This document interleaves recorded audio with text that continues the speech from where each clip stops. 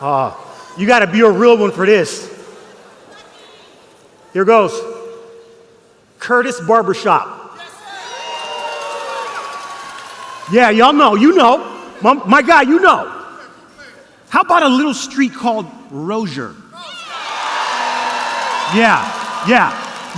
It's that, for those that don't know, it's a street just north of Southern, just south of, Broadway. Small street, lots of action. All right, here we go. Townhouses. Somebody said, where are the townhouses? If you don't know, don't go. Don't go. How about the combination of Dan Marley, Kevin Johnson, Charles Barkley? You guys remember that? Yeah. There was a guy on the Bulls. He was pretty good, though. You know what I'm saying? That number 23 was pretty good. Man, oh man. Phoenix, it's a blessing and an honor to be here. Arizona has over 7 million people, with Phoenix right at the center of it. And you guys are all at the center of it. This Phoenix Union High School District is right at the center of it, with over 28,000 students, almost 100 languages spoken across the district. You want to talk about diverse. When I look at me being here today, this is a full circle moment. This is a full circle moment for me, because this is actually the first time I've been here in the last 12 years. I used to work here. On campus. I was a lead performance athletics specialist for GCU before we went to Division I. And here are my guys, the director of performance, Chuck Howard, Udema Udofia, and Steve Mormon. And, when I was here, I was blessed to work with so many different athletes. This is before we're sitting in this Taj Mahal here, right? All these athletes that had a dream. Here's some volleyball players. As I look at these pictures, I see a lot of businessmen, I see councilmen, I see lawyers, I see doctors, parents. Full circle moment. A lot of these athletes that you see, they're now my colleagues. A lot of them coach my kids, right? Full circle. Just little old school. And now we're sitting in the midst of a lot of the fruit of what has been Grand Canyon University. We also train a lot of professional athletes. Some of you may recognize in this picture, there's about 4 Super Bowl rings in this picture, and a lot of broken hearts as well. I would then go on to work, God had a sense of humor, because I would then go on to work with the Texas Rangers. And, growing up on the South Side, my mom and dad sent us to Guadalupe Boys and Girls Club. They said, y'all wearing us out, you gotta go to the Boys and Girls Club. And as a little 10-year-old kid, all I wanted to learn was the bad words in Spanish. That's all I wanted to learn. I had no idea that one day, 20 years later, I'd be speaking Spanish every single day to professional athletes from Colombia, Mexico, Venezuela, Dominican Republic. No tenga ninguna idea. Had no idea. I would then be the director of peak performance for the Texas Rangers. In the 100+ years history of Major League Baseball, I was the second black director of a sport psychology department.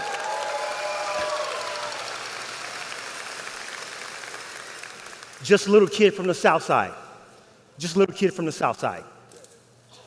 And then after that, I would work in the professional, the major league level, and work with a bunch of professional athletes that not only did I get a chance to teach and instruct, but guess what? They taught me a thing or two as well. This was during the COVID year. This was actually the year that I was supposed to graduate with my doctorate from Grand Canyon University. I was supposed to be walking right here, and we were socially distant.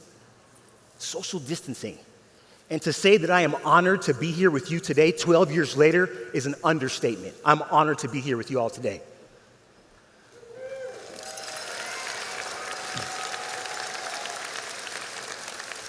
I just showed you some pictures, just about, me and my past, but you and I have a lot more in common than you may know. We have a lot more in common than you may know. You see, since 2005, Alhambra's in the house. Since about 2005, I worked with several coaches and teams and students from all across the Phoenix Union High School District. I'm very familiar with your demographic. I'm very familiar with the kids and the students that are here. Very familiar. Carl Hayden, you all had a legendary coach. You all had a legendary coach by the name of Cleveland Dansby, who hailed from the South Side. And I remember there would be times where there would be 11 kids at practice. And he said, Joe, how am I supposed to do this with 11 kids at practice? But he showed up every single day. Central High School. Great memories there. Great memories. Again, businessmen, pastors, lawyers, leaders in community, right? I'm blessed to be able to have worked with a bunch of athletes and kids from the from the Phoenix Union High School District. Oh yeah.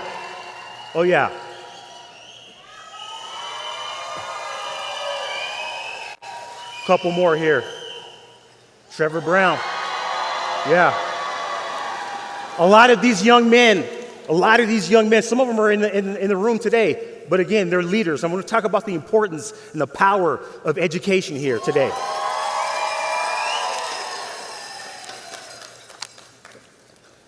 You know, today I want to talk about the future of Phoenix. I want to talk about what was the history of education, the power of an educator. I want to talk about what is and how burnout is ravaging education. I also want to discuss what could be, how to solve for that, right? Using the biopsychosocial model. Because if we are going to take care of the future of Phoenix, we have to take care of the engine, which is our educators, and that's you, right? You know, there are 195 countries in the world. 195. And there was once a day and time where teaching was of the most noble profession. As a matter of fact, teachers were the pole bearers, they were the flag bearers, they were the model of the population. People aspired to be teachers. They aspired to be educators. I come from a day and time where you couldn't disrespect your teacher at school. Mess around and try to come back home and you disrespect the teacher at school. I come from a day and time where there was a healthy respect and reverence for teachers, principals, administrators. Disrespecting a teacher was a social stain on your family. It was socially unacceptable. And now these kids they'll mess around and fight a teacher. Teacher will fight a student. And they'll have the audacity to put that junk on the internet while they're doing it. Am I right or am I wrong?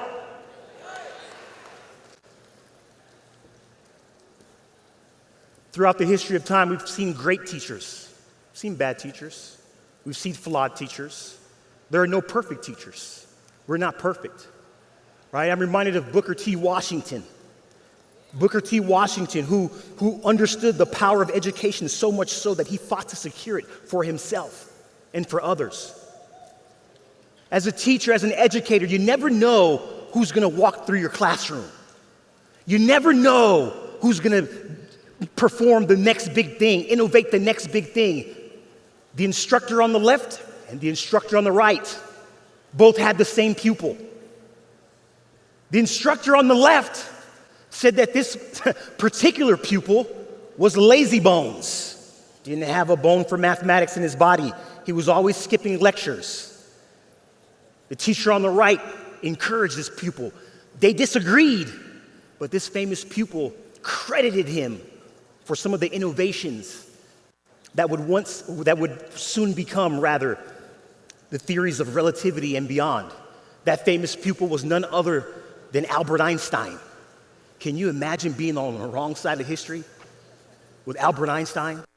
You have greatness in your classrooms. You have greatness in your auditoriums, and it is your job to extract it. It's your job to extract it.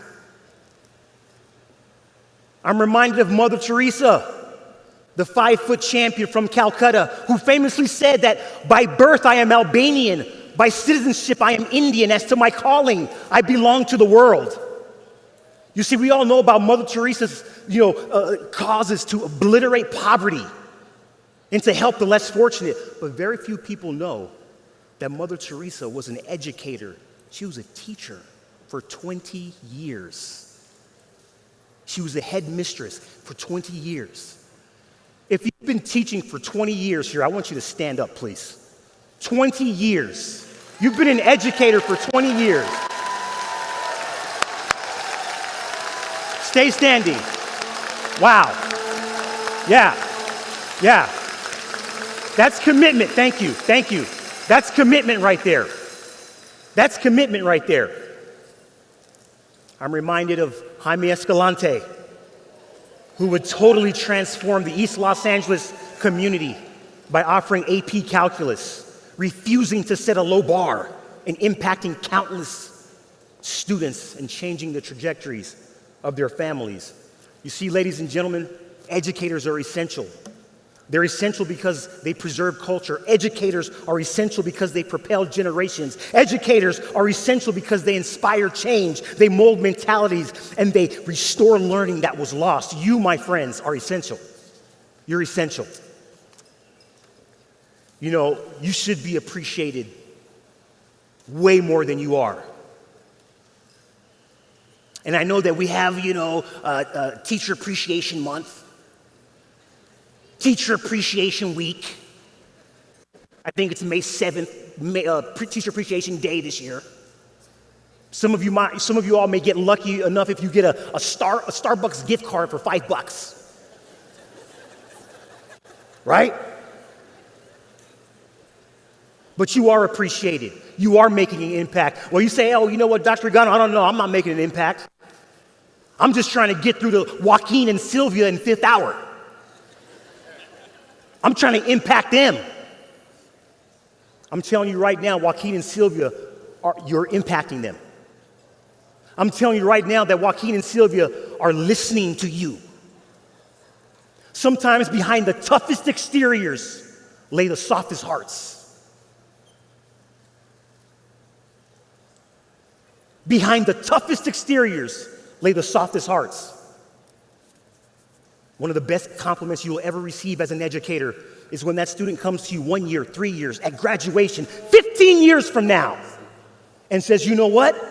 Senora Chavez, thank you for believing in me when no one else did. Coach Weinmiller, thank you for setting the bar high.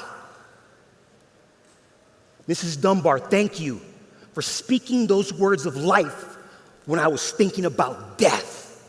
Thank you. You are making an impact. They are listening.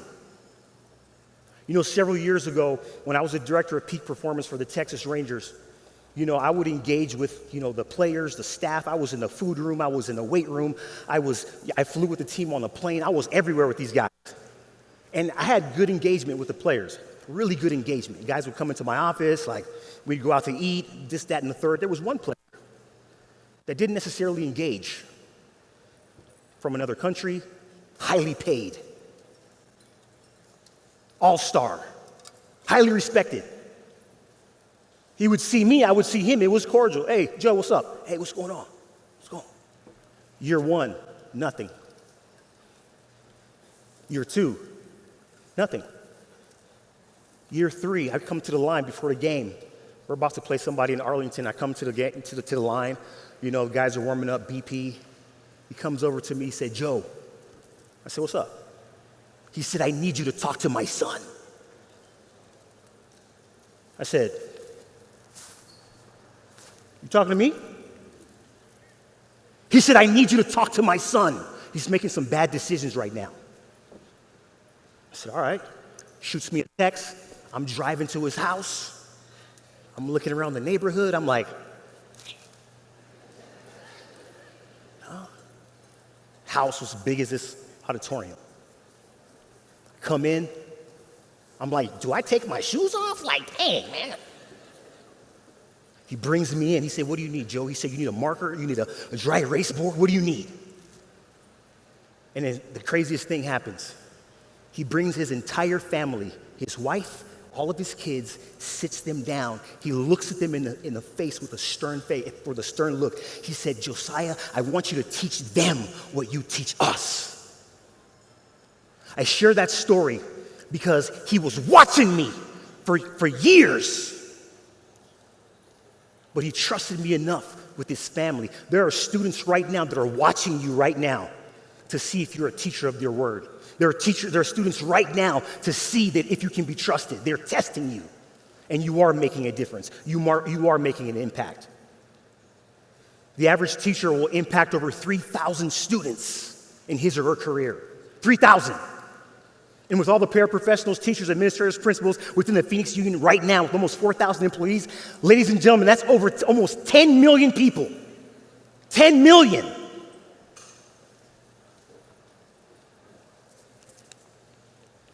So let's talk about what is going on right now in education. Here are some harrowing statistics. Nearly 3/4 of all teachers and 85% of principals are experiencing frequent job-related stress right now. Some of you look at that and say, yeah, sounds about right. That sounds about right. Female educators and principals are more likely to experience frequent job-related stress and burnout than their male counterparts. And this is largely because of the disproportionate duties that lay on them when it comes to childcare, home life, and everything else. I want all the women to please stand right now.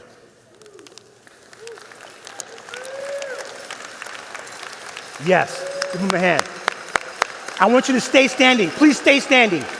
Please stay standing. All the women educators, teachers, please stand up. Please stay standing. Real quick, if you look around this room, according to World Bank research and statistics, in the United States of America, this isn't even Phoenix Union. In the United States of America, 87% of all teachers are female, and that number is increasing. If you're talking about the future of Phoenix, ladies and gentlemen, you're looking at it right here. Give them a hand.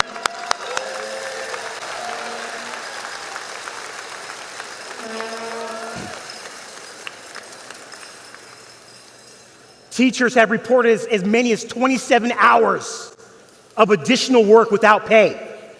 27. If somebody's asking me for 27 hours of additional work, the first question out of my mouth is, how much you paying? So if you're getting more work, no additional pay, you're actually getting paid less. Is my math mathing? In 2023, this is just last year, 80% claim that their workload has increased, and to perhaps the most damning stat of all, 55% of all educators they are planning to leave the profession. And some of you are packing your bags right now.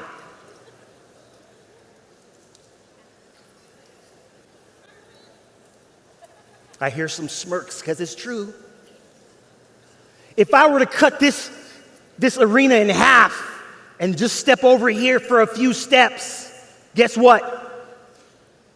This side, you're planning to leave.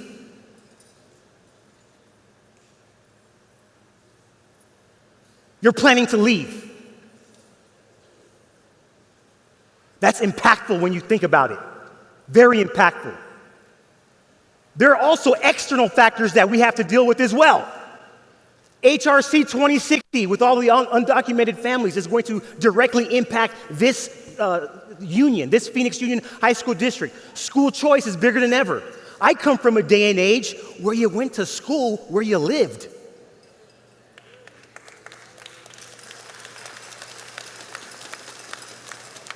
I walked to school. Little kid on the south side, crossing Southern at 7 a.m. And y'all from the south side know that is not safe. No crosswalk. Crossing Southern like, you ready? You ready? Okay. Oh yeah. 5442 South Sunland Drive. 4647 East Burgess Lane. I went to Nevitt Elementary School on the south side. I'm a product of the public school system.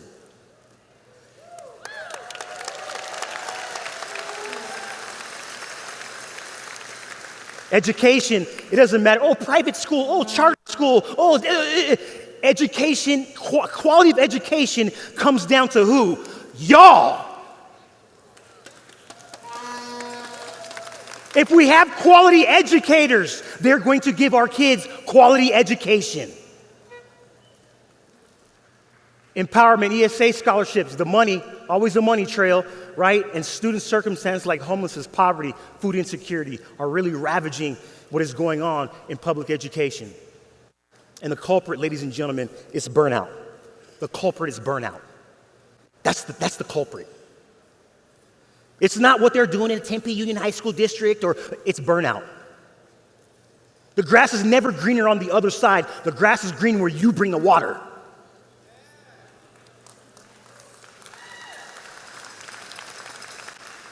This is the American Psychological Association's definition of burnout, and guess what? I'm not going to bore you by reading the definition, but if you look at the middle of the definition, there's a highlighted word. What does that say, ladies and gentlemen? Teachers. Social workers, one of the most affected group are teachers. Y'all care too much. You love too much. You really do. You're using your own resources, money, time, attention, gasoline to make it happen for these kids that we love. And we're getting burned out. There's an acronym that I want to share with you very quickly. It's called BURN, B-U-R-N. If you ever experience these things for more than 2 weeks at a time, you might be experiencing burnout. This is the acronym. You can use it for yourself or your colleague that's teaching with you. The B is boredom, right? The thing that you used to love, now you hate it. The thing that gave you joy, now it's draining you. The thing that you used to play at while others worked at has now become a source of your loathe, your hatred. The U, unusual fatigue or exhaustion. You and I both know that there's a difference between, man, I'm tired, and man, I'm tired. It's a big difference. If you are continually in a state of tiredness, you might be burned out. The R is reduced productivity. You might have been a teacher at one point that you had the entire semester laid out. You could see 6 to 8 weeks ahead. You had the work, the homework, the activities, the assignments, the group activities. You had all that thing laid out. But now, I'm gonna let YouTube teach them this week because I ain't got time today. I'm just gonna put the video on. I ain't got time today. You might be burned out. The N is negativity. All these things that we've talked about, now it leads to negativity, sarcasm. There's a new curriculum. We're reinventing ourselves. We have classes that were getting dumped on us last second. I thought I was teaching 4 classes. Now I'm teaching 6 classes. The classes that I really wanted to teach, they didn't approve it. And better yet, they gave it to the teacher down the hall. And now I'm just negative. If you're experiencing these things, you might be burned out. So how do you solve for this? How do you set up for this? Right? How do you set up for this? You know, it's interesting because we are past the information age. We're past that. We've become so smart that we have forgotten the simple things. We have become so advanced that we have forgotten the simple things. We have become so busy that we have forgotten the simple things. There's an effect in psychology. It's called the Dunning-Kruger effect. Many of you may have heard this. For those who haven't, let this be an introduction. In essence, it describes a cognitive bias where individuals with minimal knowledge, everybody say minimal. Say minimal. So individuals that don't have any idea, you don't know now, no tenga ninguna idea, they think that they got it all figured out. And conversely, at the same time, those with more expertise, everybody say expertise. That's what y'all are. Y'all are teachers. You are masters of your craft. Those with more expertise, they tend to undervalue their competence. And I posit to you today that in order to solve for the Dunning-Kruger effect when it comes to burnout, we have to return to the fundamentals. We have to return to the fundamentals. Real quick, what do all these gentlemen have in common? Kobe Bryant, God rest his soul. What do they all have in common? Champion. If you don't know, ask the basketball coach to right to left, in front or behind.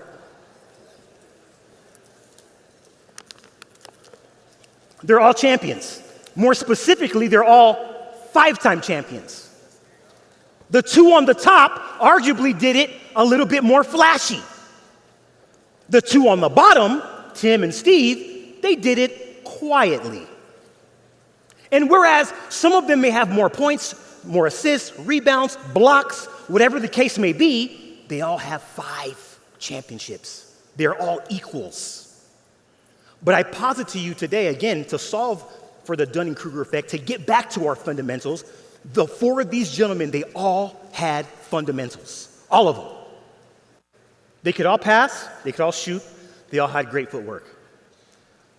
How about this lady right here?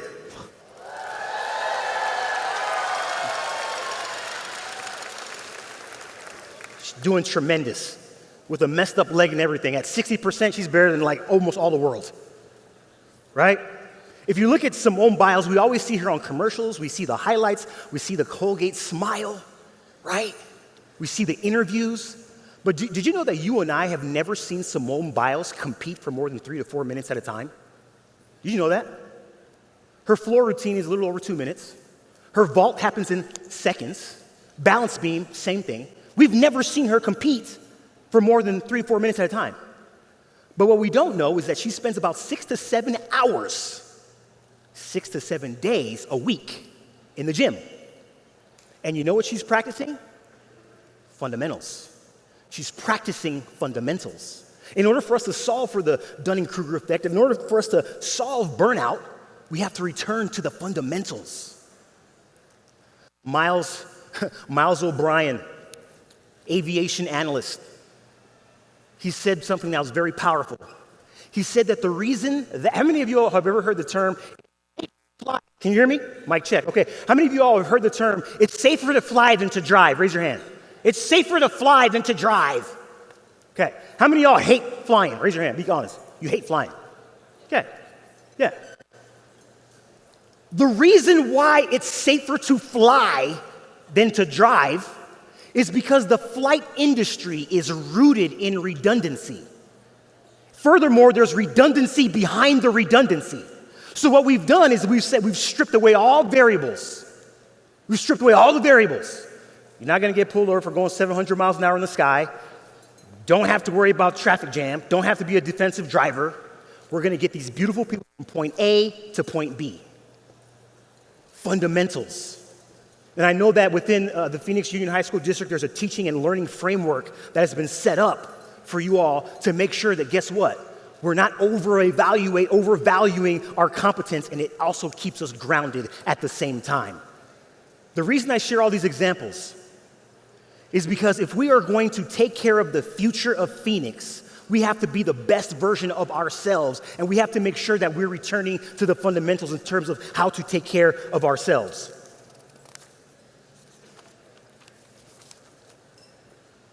So how do you solve this problem that so many of us face?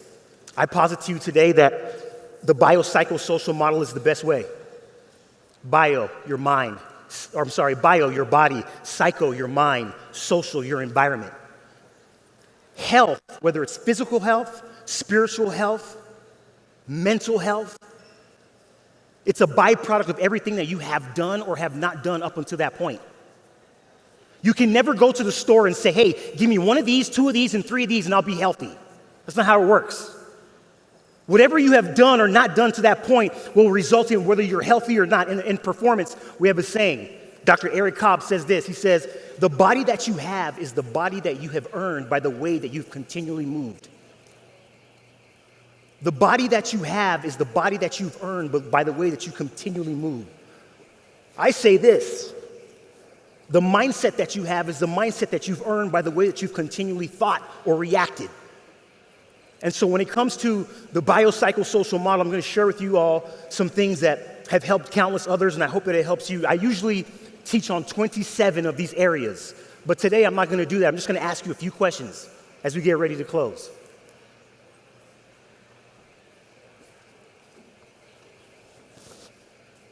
When it comes to your biology, how much water are you drinking, right? I know we got the fire alarm going on, but I'm gonna just keep it going. And hopefully everybody's okay over there too, just for the sake of time. When it comes to your body, how much water are you drinking? How much water are you drinking? Right? When you start to look at thirst, we tell our athletes all the time, if you're thirsty, it's too late. We should be drinking anywhere between half an ounce to an ounce per pound of body weight. When it comes to your sleep, how much are you sleeping? How much are you sleeping? There's a tremendous resource out there by Dr. Matthew Walker. He has a TED Talk of the same name. It's called Why We Sleep. The best resource I've ever seen on sleep. It's the best resource I've ever seen on sleep. When it comes to exercise, when it comes to late in the semester, when everybody's feeling it, how much are you exercising? How much are you moving? Movement is medicine. You know, the average human being has about 15 liters, more or less, of lymph in their body. Lymph does two things. It gives you nutrients, right? And it also takes away toxins. And the only way that the lymphatic system is innervated is through breathing and exercise. How much are you exercising? A lot of you all have tracks all around your high schools. Before school, during lunch, after school, before you go home, get on the track. Take a lap or two. You don't have to run, but just keep the body moving. It'll do wonders for your health, your mood, and your emotion. This is how we beat burnout, ladies and gentlemen. This is how we fill our buckets. This is how we return to the fundamentals. When it comes to your psychology, when it comes to your mind, right? Journaling, if you don't, how many of you all journal? Raise your hand. Can I see a hand? How many of you all journal? Handful of you? Did you know that the average human being has anywhere between 12 to 60,000 thoughts per day? 12 to 60,000 thoughts per day. And the majority of those thoughts are negative. And if you don't have a therapist, a spouse, a good friend, a dog, if you don't have somebody to share that with, those thoughts have nowhere to go. And journaling has been shown to lower rumination, decrease anxiety. It's a powerful, powerful means for your mental health. Some of you in here pray, some of you in here meditate, some of you may not. But as it relates to the research has shown us that there are certain types of prayer, such as the prayer of thanksgiving and meditation practices like mindfulness. Yeah, it works, right? Like mindfulness that help to reduce anxiety and stress. How about laughter? When is the last time you had a really deep belly laugh? Right? Laughter reduces muscle tone, decreases anxiety, and increases beta endorphins. This is how we beat burnout. This is how we fill our buckets, ladies and gentlemen, and this is how we return to the fundamentals. And lastly here in this biopsychosocial model, just a couple questions for you. How often are you exposed to sunlight? I'm a dark-skinned dude. That doesn't mean I like the sun. But the sunlight, did you know that your exposure to sunlight between the hours of 10 and 11 a.m. directly impact the quality of sleep that you have that night and subsequent nights thereafter? Sunlight also, it affects serotonin, melatonin, and endorphins. Yet the most sunlight that a lot of us get is the 30 seconds to and from our car in the morning and when we come back, the 30 seconds to and from our car for that Chipotle run. And in the next 7 hours, we're in artificial light all day, teaching. Decor, the simple addition of a plant in your classroom, in your home, helps to reduce anxiety. Every class I've ever had, every office I've ever had, I've always made sure I have a plant in there. Very, very impactful. And then lastly, safety.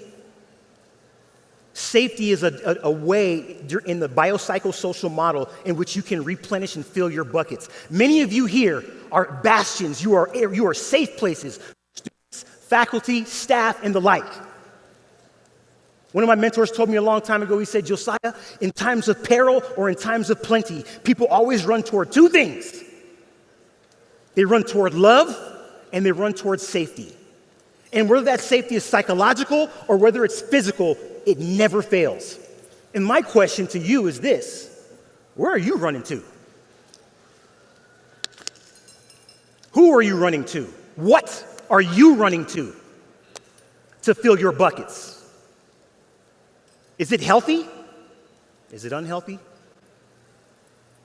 If your output, that's why I put that there, if your output is greater than your intake, then your upkeep will be your downfall. As educators, as teachers, we are giving, loving, sacrificing until there's nothing left. And when there's nothing left, ladies and gentlemen, it's the equivalent of you doggy paddling in the middle of the ocean. If your output is greater than your intake, then your upkeep will be your downfall.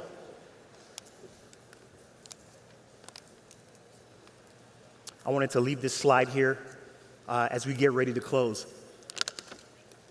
If I can ever help or be of assistance, if I can ever listen to what you have in terms of your vision, I would love to do so.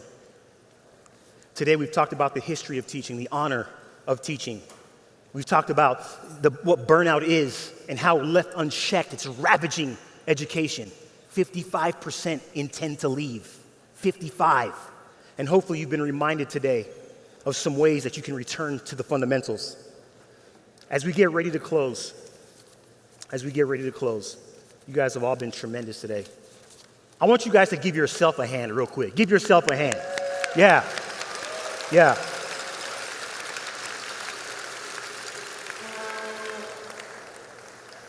Educators, teachers are special. I hope the individual that was here is okay. You know, I want to share a story with you as we get ready to close. You know, ever since I was about 20 years old, when I was playing college football at Arizona State, I would go to prisons and I would go to jails and visit those inside. And it's crazy because on one end of the spectrum, you've got these professional athletes, these people that don't need nothing, and then you have prisoners who are literally bereft of any hope.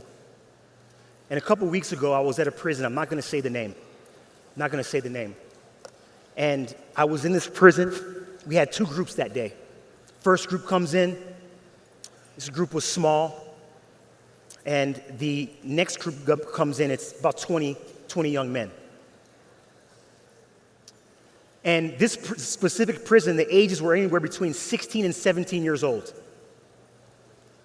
And when you turn 18, you know where you go? You go to the big boy prison, the grown man prison across the street. And these young men were the worst of the worst. Worst of the worst. And it was myself and there was two ladies with me that day. And I start talking to these young men. They come in, orange fatigues, right? Orange top, orange bottom jumpsuit, icy white shoes, very respectful. They all come in. What's going on, man? What's going on? They all have a seat. And I'm talking to them about faith. And there came a point during that discussion where I started asking these young men, I said, how much longer do you guys have in here? First guy, about 2.5 weeks. Oh, cool. So you're almost out of here, okay. 4 years. Start doing the math, right? 6 years. Go around the room, 4 years. 9 years. I'm like, oof. At this point, I can't stop, right? Got to keep asking. 15 years. And I'm like, man, I became very human in that moment. I became very human, and I was about to stop and go another route, but I said, let me go ahead and finish. And I kept going around the room, and there came this kid. He was about 5'7". He had glasses on, about $120, soaking wet in a rainstorm. You couldn't pick him out of a lineup. I said, hey, man, how much longer you got? 19 years. Prison. He wasn't even 19 years old. And the reason I share this story with you all is because if we're going to take care of the future of Phoenix, we have to make sure that we're taking care of those who are taking care of others. There's an old saying I love. It says a word fitly spoken is like apples of gold in paintings of silver. I was looking at those kids and it reminded me a lot about the boys that we saw on the slides, kids that we work with every single day. They were one encouragement away. They were one positive word away from making a different decision. From making a different decision. If we are going to take care of the educators, or if we're going to take care of the future of Phoenix, rather, we have to take care of the engine, which is our educators, and that's you. God bless you. Have a tremendous 2024-2025 school year. Thank you for your time.